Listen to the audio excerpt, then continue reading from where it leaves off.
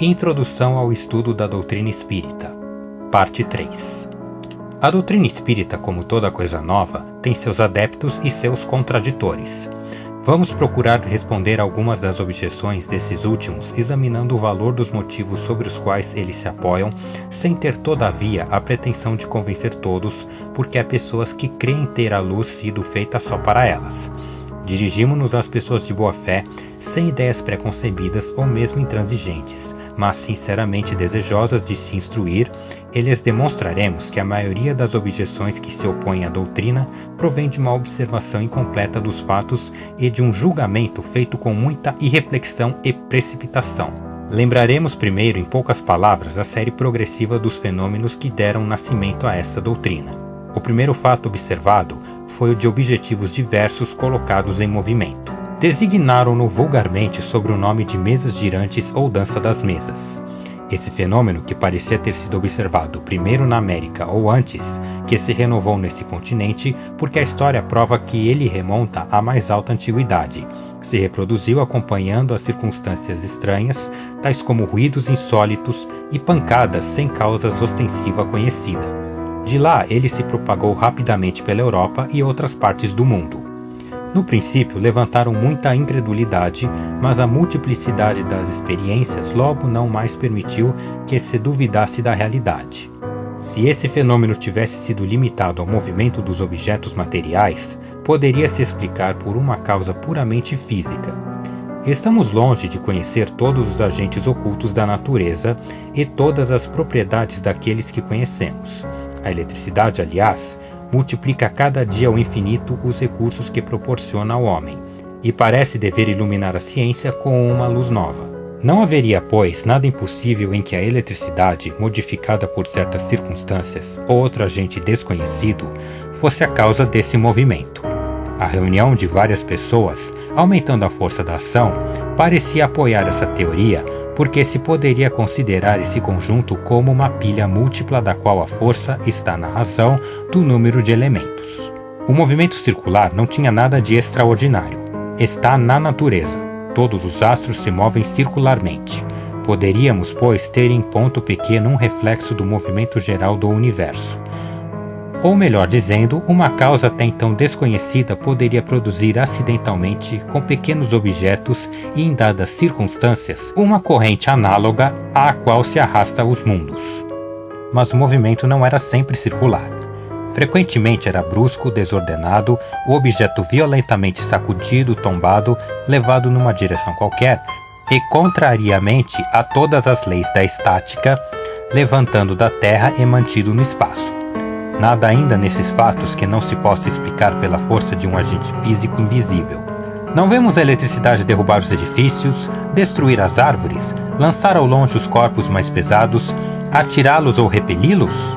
Os ruídos insólitos, as pancadas, supondo que não fossem um dos efeitos ordinários da dilatação de madeira ou de outra causa acidental, poderiam ainda muito bem ser produzidos pela acumulação do fluido oculto.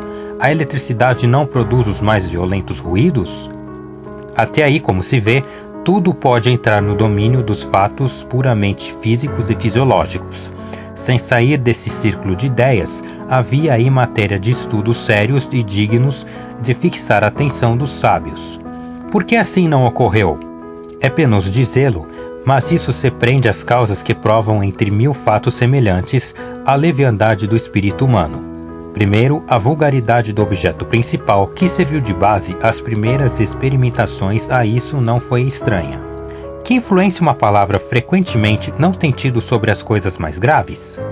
Sem considerar que o movimento poderia ser imprimido a um objeto qualquer, a ideia de mesas prevaleceu sem dúvida, porque esse era o objeto mais cômodo e se assenta mais naturalmente ao redor de uma mesa que ao redor de outro móvel. Ora, os homens superiores algumas vezes são tão pueris que não seria nada impossível que certos espíritos de elite tenham acreditado abaixo deles se ocupar daquilo que se tinha convencionado chamar a dança das mesas. É mesmo provável que se o fenômeno observado por Galvani o tivesse sido por homens vulgares e ficasse caracterizado por um nome burlesco, estaria ainda relegado ao lado da varinha mágica. Qual é com defeito o sábio que não teria acreditado transigir em se ocupando da dança das rãs? Entretanto, alguns bastante modestos para convir que a natureza poderia bem ou não ter dito sua última palavra para eles, mas ocorreu que o fenômeno não respondeu sempre à sua espera e do fato de que ele não se produziu constantemente à sua vontade e, segundo seu método de experimentação, concluíram pela negativa. Malgrado sua sentença, as mesas, pois há as mesas, elas continuam a girar e podemos dizer como Galileu. E portanto elas se movem. Diremos mais. É que os fatos se multiplicaram de tal forma que eles têm hoje direito de cidadania que não se trata mais senão de encontrar-lhes uma explicação racional. Pode-se objetar contra a realidade do fenômeno pelo fato de ele não se produzir de maneira sempre idêntica, segundo a vontade e as exigências do observador? Porque os fenômenos da eletricidade e da química não estão subordinados a certas condições, deve-se negá-los porque não se produzem fora dessas condições? Portanto, não há nada de espantoso que o fenômeno do movimento dos objetos pelo fluido humano tenha suas condições de ser e cesse de se produzir quando o observador, se colocando em seu ponto de vista, pretende fazê-lo marchar sobre o sabor de seu capricho ou sujeitá-lo às leis dos fenômenos conhecidos, sem considerar para fatos novos, pode e deve ter leis novas? Ora, para conhecer essas leis, é preciso estudar as circunstâncias nas quais esses fatos se produzem, e esse estudo não pode ser senão o fruto de uma observação firme, atenta e frequentemente durável. Mas objetam certas pessoas com frequência à fraude evidente, mas lhes perguntaremos primeiro se elas estão bem certas que havia fraude e se não tomaram por fraudes os efeitos dos quais elas não entendiam, mais ou menos como um camponês que tomou um sábio professor de física fazendo experiências por um destro escamoteador. Supondo mesmo que isso tenha podido ocorrer algumas vezes, seria uma razão para negar o fato?